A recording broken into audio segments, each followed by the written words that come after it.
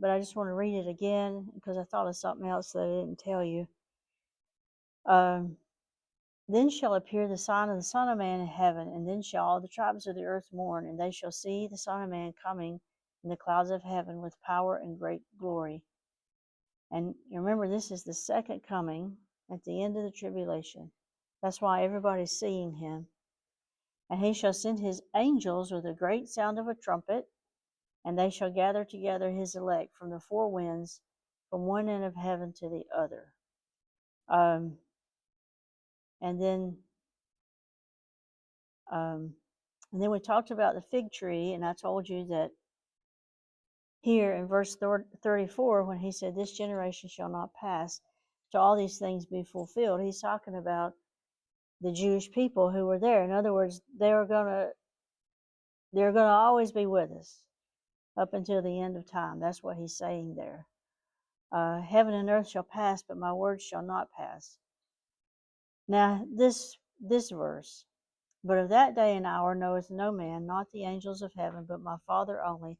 But as the days of Noah, that's Noah, were, so shall the coming of the Son of Man be. For as in the days before the flood, they were eating and drinking, marrying and giving in marriage, until the day that Noah entered the ark, and they knew not until the flood came and took them all away. So shall the coming of the Son of Man be. So the thing about this that I didn't mention that's actually pretty important is that when the flood came, that ended a dispensation, okay? And then, of course, they were on the ark for a whole year. And then when they got off the ark, the world was completely different. All the, what we call the antediluvians, they were all gone. And we only had the 8 people, Noah and his family, and 2 of all the animals. And everything started over. But what people often don't realize is that that dispensation that was at that time, that was the end of a dispensation. And then began what we call, and I'd have to have the whole list of all 8 of them, but from Noah's time up until Abraham was what we call the dispensation of human government. So it was the end of an era. It was also the end of the earth. It was the end of many things, but it was the end of an era. So also, when Jesus comes in the second coming, that is going to end a dispensation, and it will be the start of a new one, which will be the millennial kingdom. Okay? And when the church is raptured, it also ends the dispensation that we're living in now, the dispensation of grace, or of the church age, whichever word you want to use. And it will begin the dispensation of the tribulation period, which is, I think, the shortest one because it's only 7 years.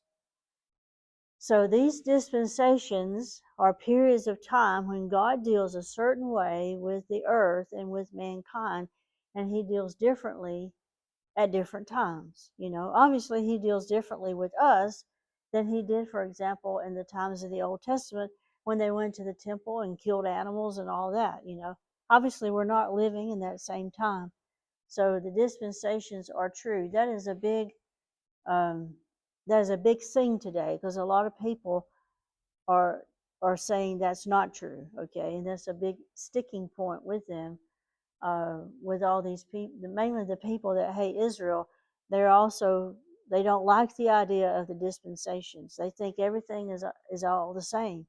But how can it be the same? I mean, that's really stupid. I'm sorry to say that, but I just wanted to point out that not only is it like the days of Noah because everybody is going about doing whatever, but it's also because it was the end of an era.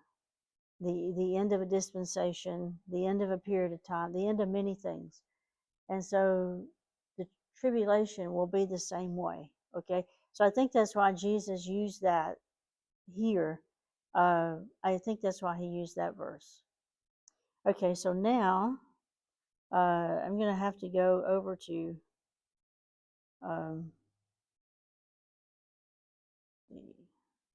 39. I'm going to have to go over to here.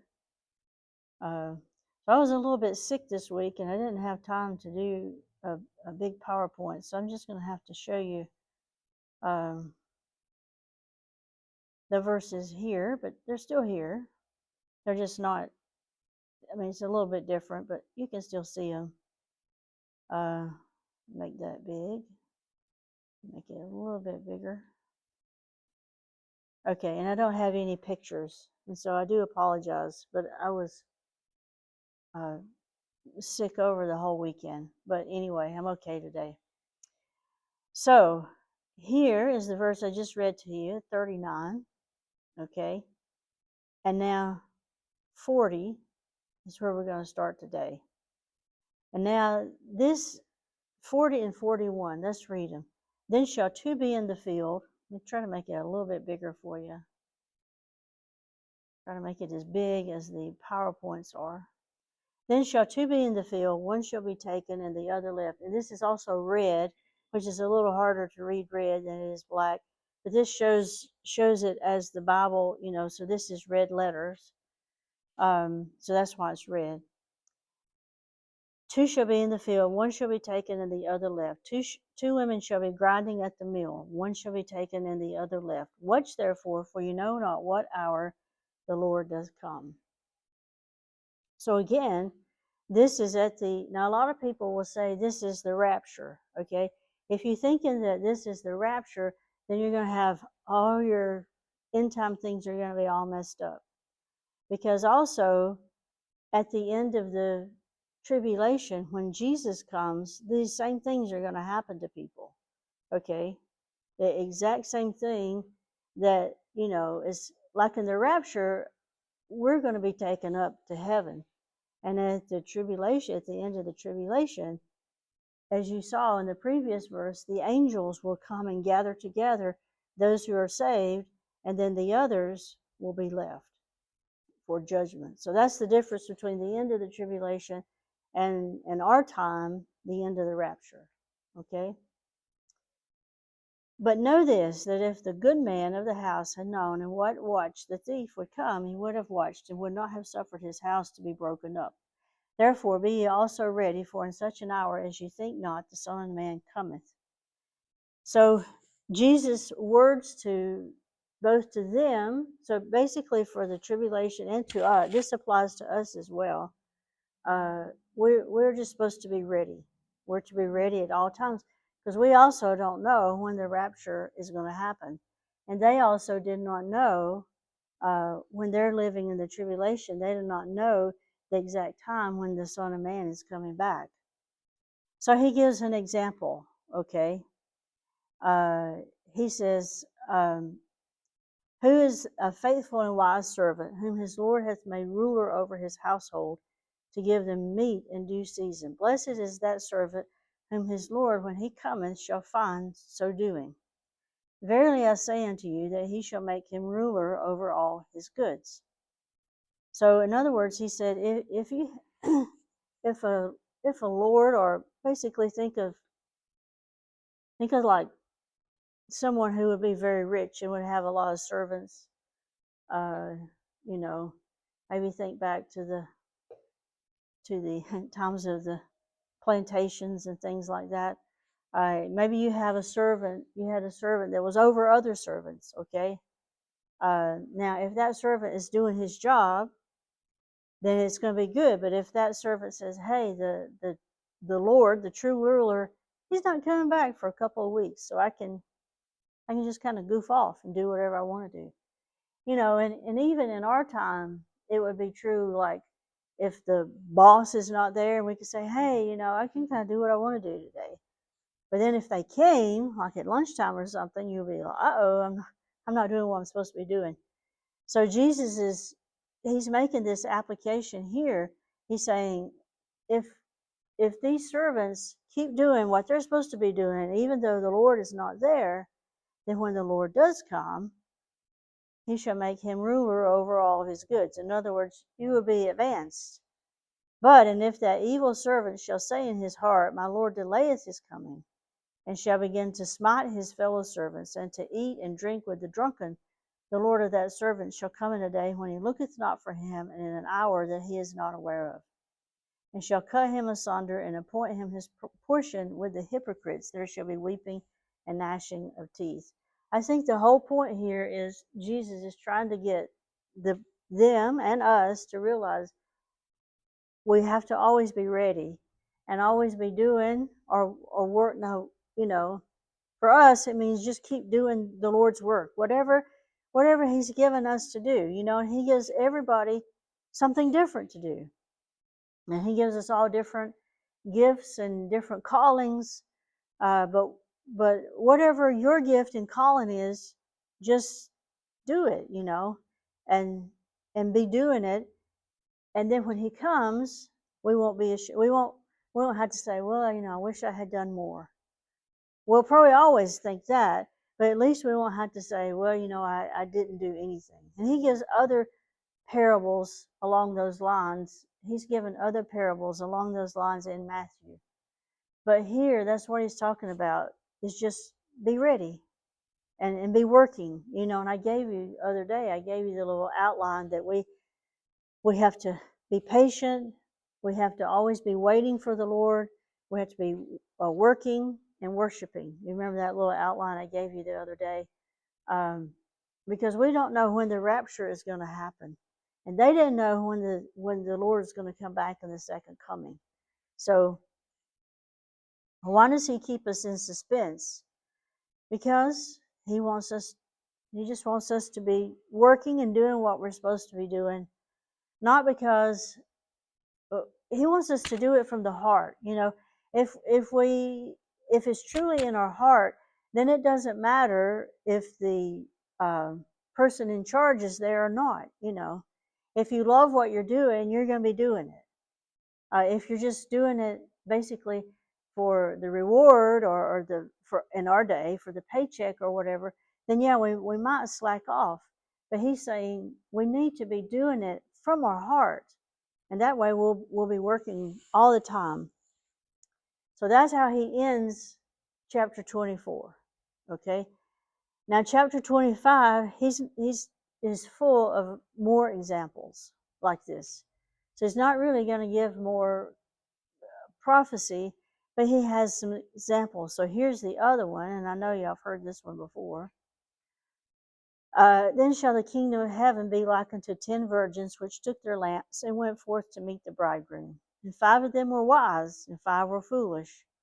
And they that were foolish took their lamp, and took no oil with them. Now the lamp, and I should have brought in a little lamp for you, but the little lamps are about that big, and you put, I did this one time at our church in Charleston, and I put olive oil in it for the kids in Awana, and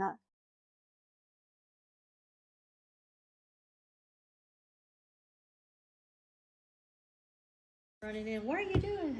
So anyway, I didn't do that again. But the lamps hold very little oil, and they cast a very little light. But they do cast a light for you to see how to walk the next step. So 5 were wise, and they had the oil in the lamp, and they had the wick in there. It has a little wick in there, and you have to keep it trimmed. In other words, you have to keep the burnt part trimmed off, okay, and ready. And then the other 5, they had a lamp, but they didn't have the oil. They didn't have the oil in it, so they weren't ready, okay? And while the bridegroom tarried, so in other words, he hadn't come yet. They all slumbered and slept. In other words, they were all kind of taking it easy. And at midnight there was a cry made, Behold, the bridegroom cometh, go you out to meet him. Then all those virgins arose and trimmed their lamps. And the foolish said unto wise, Give us of your oil, for our lamps are gone out. We didn't go get our oil. We didn't put our oil in our lamp. But the wise answered and said, Not so, lest there be not enough for us. But go rather to them that sell, and buy for yourself. And while they went to buy, the bridegroom came. And they that were ready went in, and the door was shut. So while they went to get oil for their lamp, the bridegroom came, and then it was too late. You see, it says the door was shut. The door was closed. the opportunity for that time ended, and they were not there. And then they came, those five foolish, saying, Lord, Lord, open to us. But he answered and said, Verily I say unto you, I know you not. Watch therefore, for ye know neither the day nor the hour when the Son of Man cometh.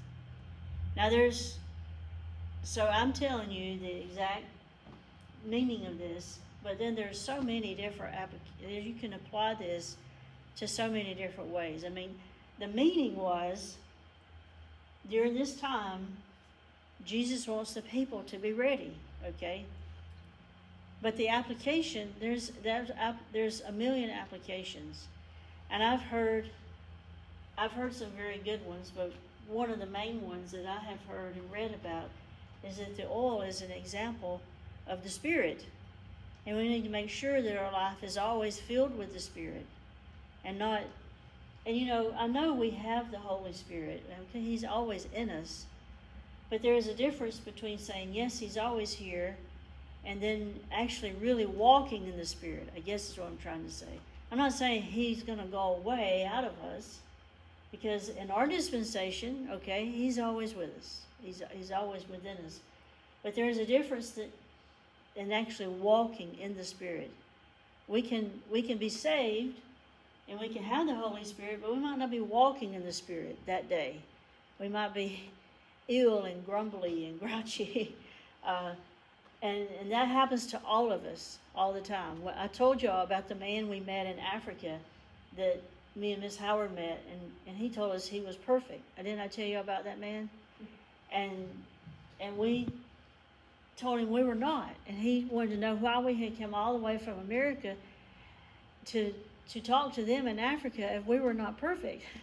And Miss Howard was talking to him, and I was trying not to laugh, because I thought, I really had never met anybody like that, and it was really hard for me to think that he actually really thought that he was perfect, So I was just trying not to laugh at him.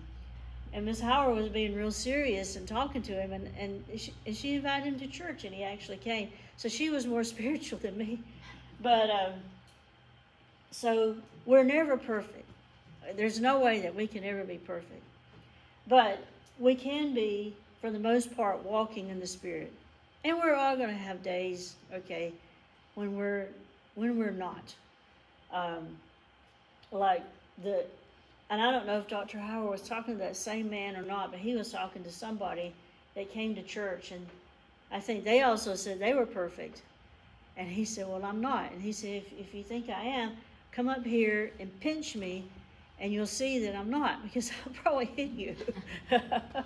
And it was very novel to the people in South Africa, because so many of them thought they were perfect, and they never ever sinned, and we were there to tell them, no, you're not perfect.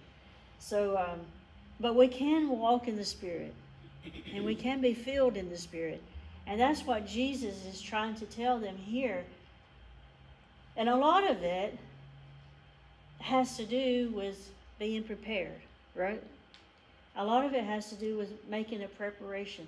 You see, the wise ones, they prepared in advance. They made sure they had oil in advance before the time came. Okay? So some of the thing about being in the Spirit and being not in the Spirit has to do with us making preparations in advance. Okay? And some of it, things just happen to us, but the thing I really get out of this is those that had their oil, they had made that preparation in advance. So sometimes there's some things that we have to decide in advance before the time comes. Like we decide in advance, okay, I'm going to church on Sunday. I might not feel too good. I might not feel the best, but I'm deciding in advance that I'm going to be there.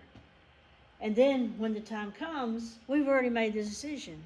It's not as hard, because that's what they did. In advance, they put the oil. In advance, they trimmed their lamp. And so they were sitting already. So when the bridegroom came, it was easier on them. The others had put it off and had waited, and now they want to go buy the oil and all that, but it is too late. So it's good for us to do things in advance and to, read our Bible in advance. As I guess it was Billy Kelly used to say, be prayed up in advance. And then when something happens, yes, it's gonna be hard, but it might not be quite as hard if we have been praying and we have been reading our Bible, we have been doing all these things in advance. I think it's gonna be easier. And that is what those 5 wise ones did. In advance, they made these decisions and got their oil. And that's just one application, and there's so many, but remember that the very, very strict thing is that when the time comes, when Jesus comes, we need to be ready to go with him. And if we apply this, and because here he's really not strictly talking about the tribulation period, he's given an example, right? So we could also apply this to the rapture, because we need to be saved now.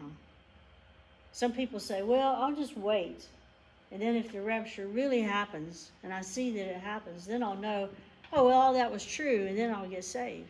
Have you ever heard people say that?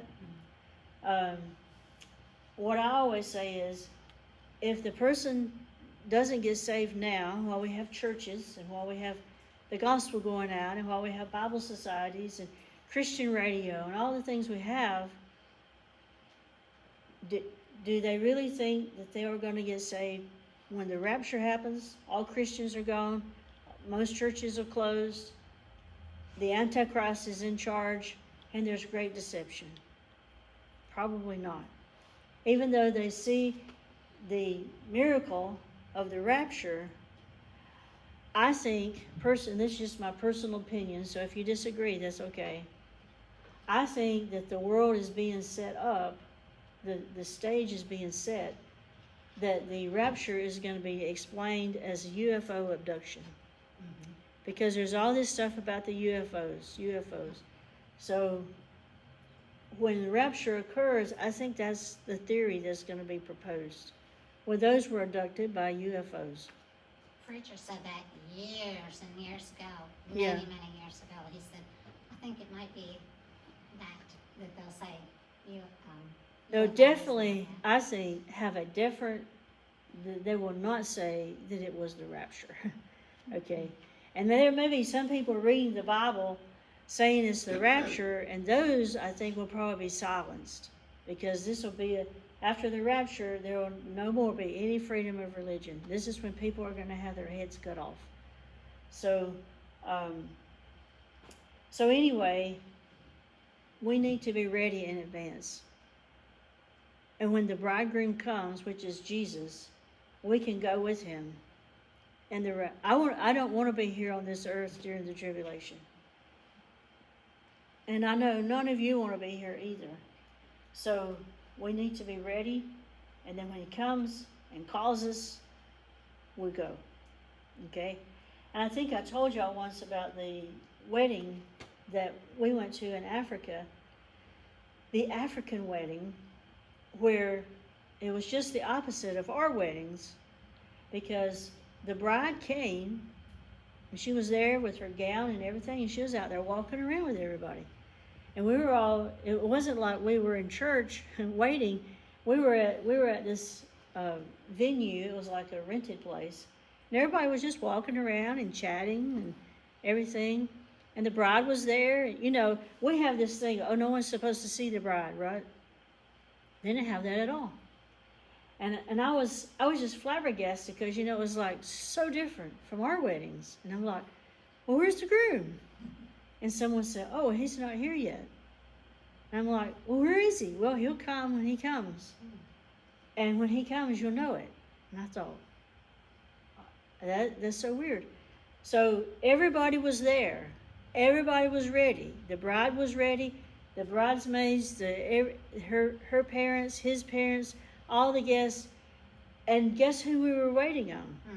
The groom, not the bride. See, in our weddings, we wait on the bride. In their wedding, they wait on the groom. And when he came, the person that told me that, they were right. How did we know he was coming? Because he came pulling into the parking lot with an entourage of guys, and they were blowing the horn of the car. Boom, boom, boom, boom, boom, boom, boom, boom. Huge noise. Like a trumpet. And he jumped out, and he's arrived. And when he got there, everybody was happy. And they started clapping their hands. Yay, the groom is finally here. And then the wedding started. But we were all waiting on the groom, not the bride. The bride was waiting too. I think we waited a couple hours, to tell you the truth. And that's how it's going to be. We're waiting on the groom, right? We're the bride. And when is he going to come? Well, he's going to come when he comes. But when he does come, we have to be ready. And again, this story here, okay, about the wise and foolish virgins is an example. Okay, and then here's the second one. And we may have to stop here because it's 1:45. So this one here is also an example. So these are not necessarily things that really happened at that time, but he's just using examples of, okay, this is an example. He's trying to get it across. Okay, so he's not really giving prophetic truth here. He's just giving examples of how we're supposed to be ready. So basically, chapter 25 is many examples of how we're supposed to be ready. This is my favorite one, the talents. But we'll wait until next week. The guy with 5 talents, 4 and 1, and what they did with their talents. Okay. But we'll wait until next week to do that one. So anyway, I hope that makes sense to y'all. That these are examples of how we're to be ready for whatever. Ready for the rapture, ready for those in the tribulation. We'll need to be ready for the coming of the second coming. But in both cases, we have to be ready. Okay?